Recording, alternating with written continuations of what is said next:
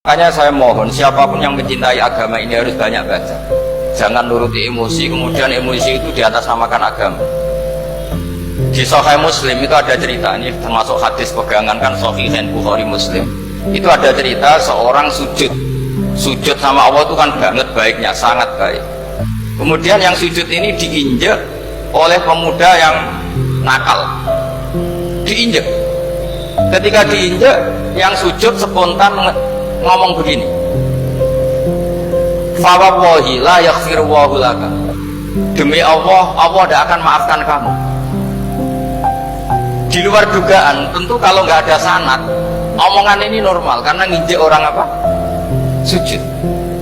Tapi di luar dugaan, Allah mewahyukan ke Nabi di zaman itu, disuruh bilang sama orang yang sujud itu, Allah ngendikan, manggalladzi yata'alla alayya alla aghfira li fulan faqad ghafartu lahu wa ahbattu amalah.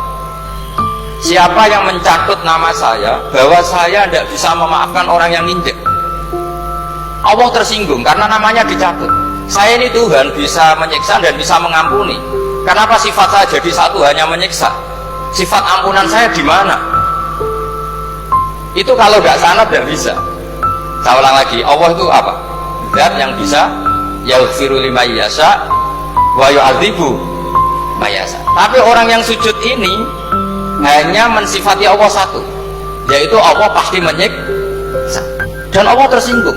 Bagaimana mungkin saya Tuhan hanya berstatus bisa menyiksa, tidak bisa mengampuni?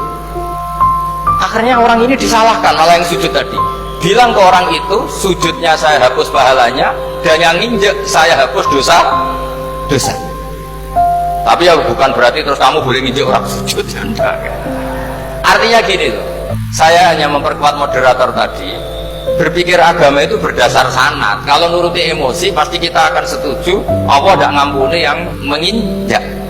Tapi berdasar sanad, berapa orang yang dulu melukai Nabi, bahkan punya niat membunuh Nabi, akhirnya ditobati oleh Allah Subhanahu wa Ta'ala. Siapa yang nggak tahu cerita Suraqah, orang yang niatnya membunuh Nabi, ditobati Allah. Siapa yang nggak tahu cerita Khalid bin Walid, orang yang punya konsep untuk mengalahkan Nabi di perang Uhud, juga akhirnya masuk Islam dan diampuni Allah. Banyak lagi tokoh kafir yang dulu musuhi Nabi, akhirnya ditobati oleh Allah.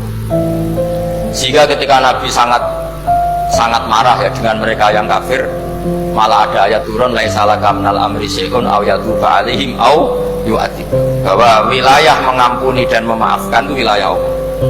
Tentu kita secara syariat akan mengatakan yang ninja itu salah, pasti itu. Kalau yang ninja itu pasti salah, yang kafir pasti salah. Tapi jangan katakan kalau Allah tidak bisa menobati mereka. Lagi-lagi yang bisa mengertikan itu apa? Sanad.